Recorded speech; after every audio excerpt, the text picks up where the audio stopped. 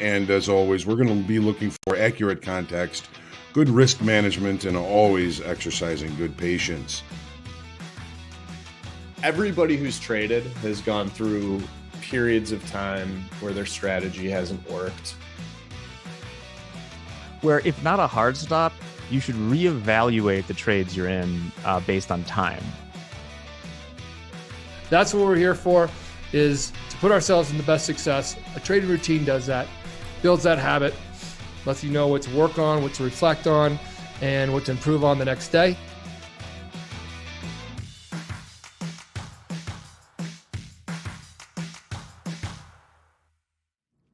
All right, good afternoon, traders, friends, family, futures traders. It's time for the recap. Wednesday, September the 14th, a much different day than we had yesterday. Our equities, we talked this morning on the forecast about perhaps being a hangover day, like our good friend Dan Hodgman says happens after big moves. And it seems to be pretty much what happened today. The market really tried to resolve to the downside, but was unable to do so by the end of the day. We've got that PPI that came out today, hints of potential easing of inflation on producers and wholesalers after the CPI yesterday that really came out and shocked pretty much the whole trading and investing world. Crude inventories were higher than expected at 2.4 million barrels, but pressure's higher on the potential restocking of the Strategic Petroleum Reserve. Stocks pretty much just kind of took a day off in digestion prior to tomorrow's data deluge, eventually resolving mixed to a higher, I'm going to call it. The E-mini S&Ps closed 15 points higher, or 0.4% unofficially. The NASDAQ up 111 points, 0.9% higher. And the Dow up 48 points, 0.15% higher. I got Lacey over here moosing me again. She hears me talking and she's just got to come over here. The looming rail strike, which could turn out to be a huge problem, is in negotiation, including the White House, as we speak. I really hope that we're able to resolve that, because we think we have inflation now. Waiting to see what happens when rail stops. That's going to be something very, very not good, if you will. Today, crude oil again reached up to check the naked point of control. One of the many that we've been kind of looking at the market to go check on the upside today before kind of falling off of that. The E-mini S&P is mostly digestive after yesterday's rout, hangover day. lot more economic information due out tomorrow. Gold follows the equities lower and seems to be continuing to move lower, coming off that low a little bit here as we speak. What is that low? No, not quite to weekly kickoff low, but certainly heading in that direction. The euro largely range bound. The 10-year no acceptance below weekly kickoff low. That we opened below it, went right back above it, and held it as support. Of course, we're going to see all these on the charts here shortly. In the natural gas, we had a pretty good move to the upside that tested basically right to weekly kickoff high by the end of the day. Angle Matters likes my shirt. Yeah, it's the Grateful Dead if they were Peanuts characters. One of my favorites. Lacey says hello. As always, if you like what you see, hit the lucky like button, share, comment, question, feedback. Heckling and love are always welcome on the market for recap and forecast and everything. As always, if you think something's missing, think we can do better, email me, jhoagland@topstep.com. Subscribe to our YouTube channel. You get notified when we do go live. What else? The usual stuff. It's Wednesday.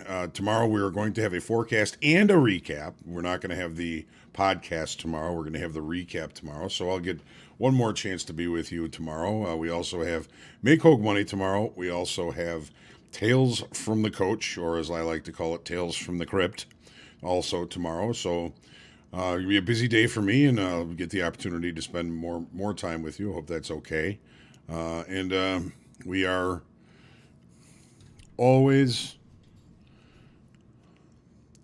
looking forward to your success. Here is the link to get into Make Hogue Money. If you want to go into the Zoom room with us. And good afternoon, everybody. My brothers are here this afternoon as well. At least I see my brother. Oh, yeah, there's Rick. Tom and Rick, love you. Thanks for stopping by. Sometimes I feel like I get so much family stopping by to watch the forecast and the recap. It's almost like when I was in a band in high school, you know, and you get a gig, and the only people that come see you are your family. Good afternoon, Vince. Looking forward to catching up tomorrow. DA, good afternoon, everyone. Started great, but big slap in the face. We'll have to start over in step 2. But we'll come back stronger, staying positive. Need to stop over-trading. Over-trading is a killer. Recognize when you're at risk. If you're starting to get emotional, if you're starting to get fearful, you're starting to get angry, that's usually what creates my over-trading, and I know good enough or well enough most of the time to step away and let go of some of that venom. Glitter Sandwich, good afternoon. Broke my rules, lost a bunch in the morning, but then made it back in the afternoon by sticking to my plan. Glitter, isn't that funny how that happens? Haggle Matters, George. It's a great shirt, isn't it? Alfred. Joe, down day, controlled risk, but fell short on selectivity. Dimitar, Haggle Matters, wish I had that one. Haggle Matters, if you, I think you can probably find this if you just look it up online. Grateful Dead Peanuts. Yes, yeah, Mike, you're right. I believe the market did accept lower value today. What I'm kind of looking at here is, did we really get some good excess on the lows? Maybe yes, maybe no. Gonna have to let some of this digest, let some of the numbers, let some of the information that comes out tomorrow digest, and see where we go from there. I think we're still relatively in a pretty supportive zone here. And the longer the memory of yesterday's CPI goes behind us, we remember that traders usually have a pretty short memory. Yeah, that's right. Tom got the prize. Tom was first in the room. I forgot. Rick, thanks for reminding me. Let's jump through the charts here real quick.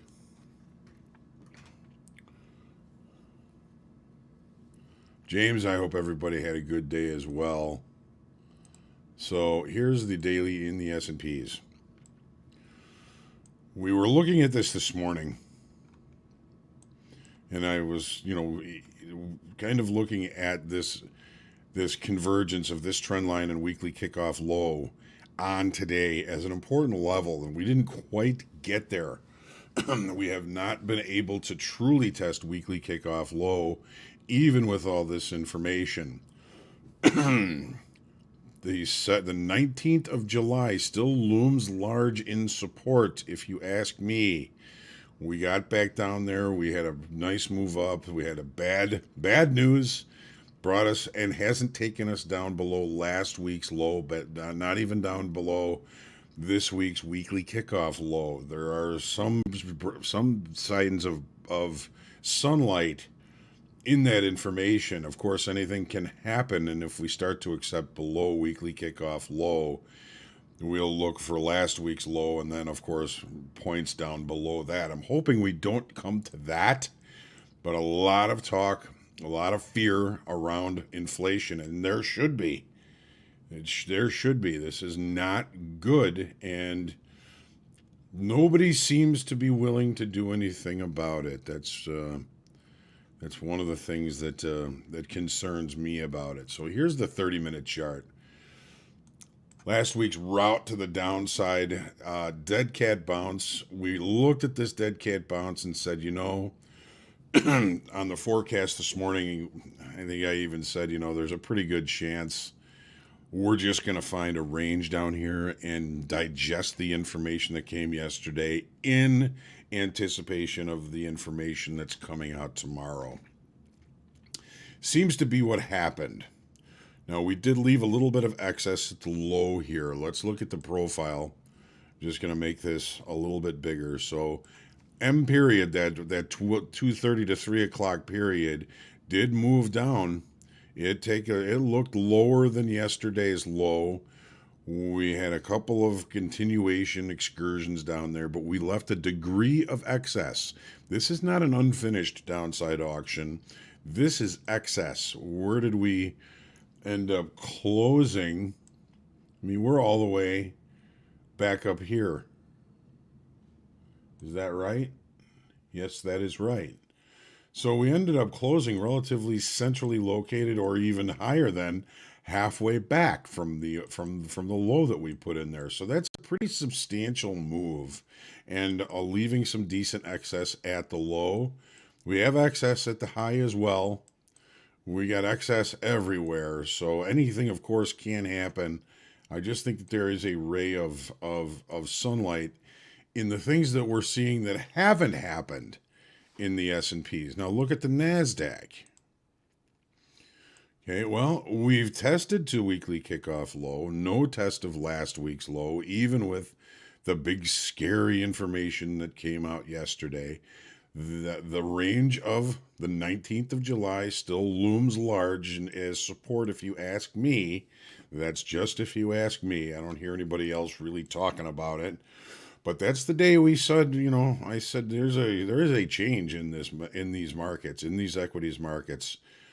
Buyers came in on that day, and we're still kind of protecting that level. On the 30-minute chart, well, weekly kickoff low still remaining supportive.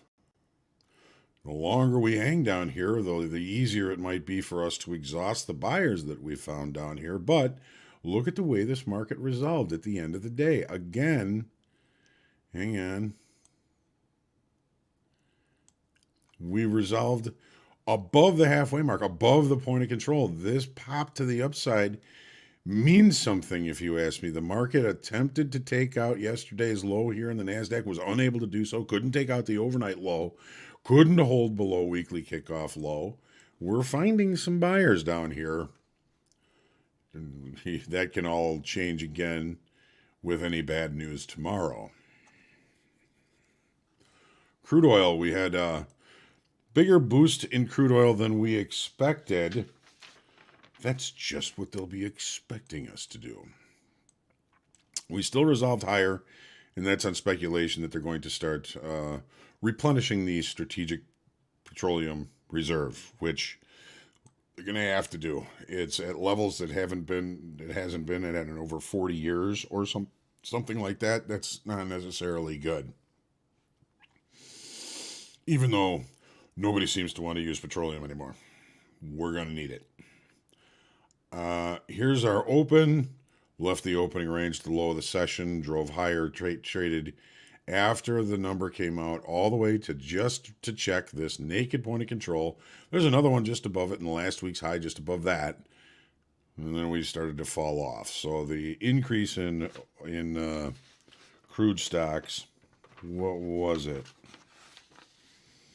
2.4 million barrels. Were they looking for about 800,000, something like that? So a little bit more crude, which is not a bad thing for those of us that have to fill our tank. Gold just continuing to rip to the downside. Not rip, really, but we broke out of our bear flag yesterday. Dead cat bounce, and then continuation to the downside after the close. Very low volume, just kind of drifting down there. What's it look like on the daily? Still range bound, still inside last week's range. Got a pretty close to a test of it. I'm really going to be looking forward to seeing if we get a test of the weekly kickoff low. I'd like to see it come down there, kiss it, and have it rip back to the upside. But I don't get to choose that, do I? Here's the euro. Really just a dead cat bounce. Nothing really going on today. The big rip to the downside, the dollar just kind of doing what it's doing. 30-minute 1, 2. Within the first 2 hours here, we'd established the range, got back up near the high. This would be a pretty sweet opportunity just if we're going to be expecting range-bound trade to sell it up against the previous high. It would have worked out very nicely for us. We're a little beyond the close here. Where are we? And we got to go one back. Would have got a full rotation to the low of the range, from high of the range to the low of the range. By the close, that would have been a good one. 10-year. Here's the 30-minute. Weekly kickoff low support. Open, reject, support. Again, the longer we stick around down here, the more likely we are going to be exhausting the buyers at this level. And we know that rates are going to be going higher. The downside structure on the daily chart still hugely intact. Just seems a matter of time until we find some acceptance and maybe some continuation down below weekly kickoff low. And nat gas, looking at it this morning, we were kind of,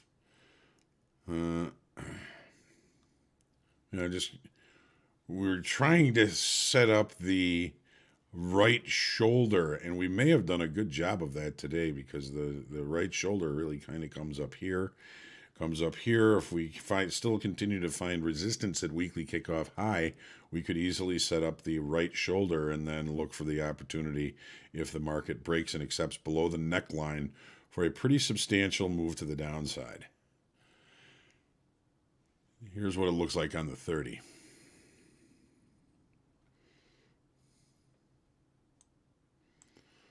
So we were looking at this morning. We had a kind of a breakout above balance. We were looking at some continuation. Checked 2 naked points of control. Checked 2 weekly kickoff high. A lot of folks are wondering, do we really want to keep the nat gas as part of the forecast and the recap? I don't know anybody that really trades it. It was suggested a while back. We added it just for the sake of time to get into make hog money a little bit quicker. Maybe we just take a pass on nat gas. I don't think I'm going to be trading it. I don't know how many of you are that interested in it. If anybody has a passion for nat gas, let me know, and we'll try and keep it in there. But if we don't get any mandate to keep it in there, we may just take that off the market forecast, at least for the time being. Hagel says he doesn't like it. Vince says try soybeans. We did talk about a little bit about that. Well, so we'd rather review the Russell, but we've already got 2 equities on there. Even the S&P and the NASDAQ.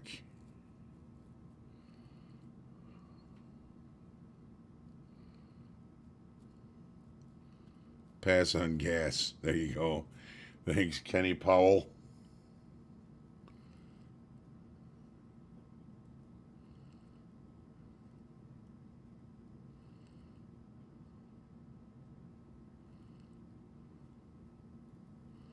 Europe is going to be affecting the U.S. eventually. Might be apropos to keep Miss Natty. I have plenty of gas. The yen is big right now. So are the ultra bonds. See, but we've hey Dan, how are you? It's good to see you. Yeah, the yen is already kind of largely in the news. Joe says stay with nat gas. Whew. Maybe we just make the forecast even earlier and add a couple of products. I don't know what the right thing to do is.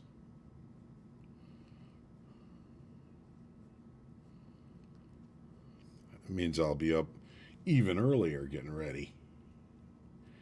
All right, we'll have to think about that.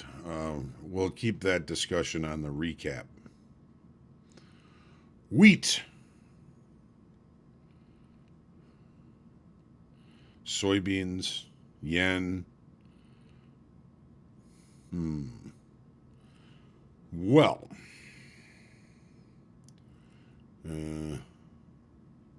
More focus, fewer products. See, that's my thought, Haggle Matters. We can get a lot deeper into the context looking at fewer products. Do you know what happened today in 1971? Led Zeppelin played at the Berkeley Community Theater. A lot of big bands have played there.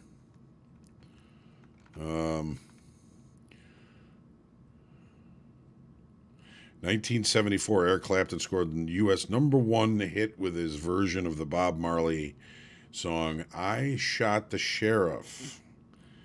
In 1979, the film Quadrophenia was released, based on, of course, the Who's 1973 rock opera.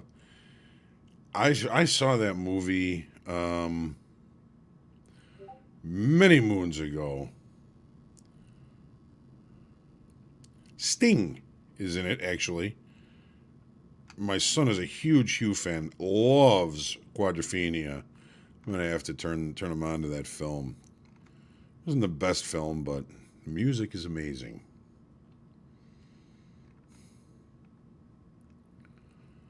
Today is Steve Gaines' birthday, 1949. He was a guitarist with Lynyrd Skynyrd.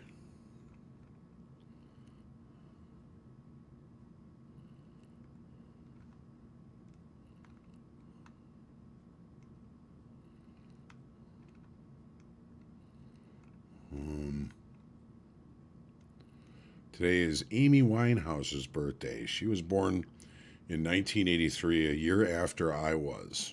Do you guys remember 1994?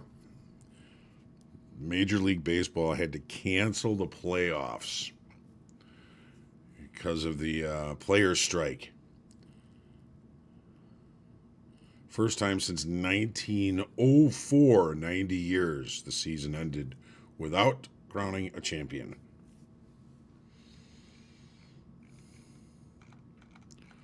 On this day, in 1814, Francis Scott Keyes pens a poem that ends up being the national anthem, the Star-Spangled Banner.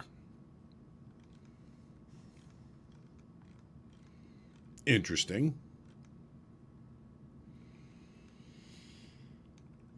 In 1812, Napoleon entered Moscow on this day.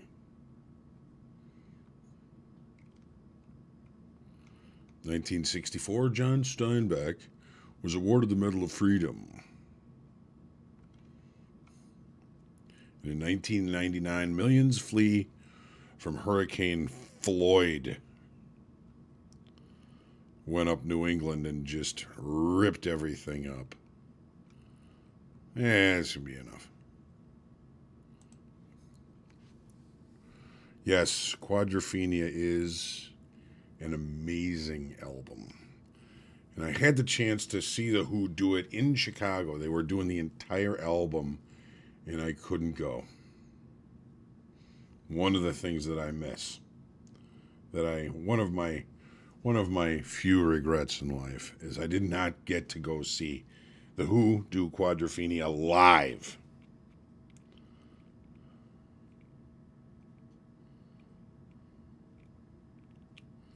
All right. Well, speaking of gas, what do we got for gas tomorrow? We've got jobless claims. We've got Philly Fed. We've got retail sales. We've got Empire State Manufacturing, import-export prices, all of those at 7:30 Central tomorrow morning. Then, not just that, we have industrial production at 8:15, business inventories at 9 o'clock, and 9:30, the EIA natural gas report. So lots going on. As a reminder, no forecast on Friday. Limited support at Top Step. We've got an all company meeting that we're going to be attending. So I'll miss you. Hope you miss me, I guess. Hope you do. But we'll be with you tomorrow and pretty much all day. So get some rest. Be ready for tomorrow. Be kind to yourself. Keep that internal dialogue positive.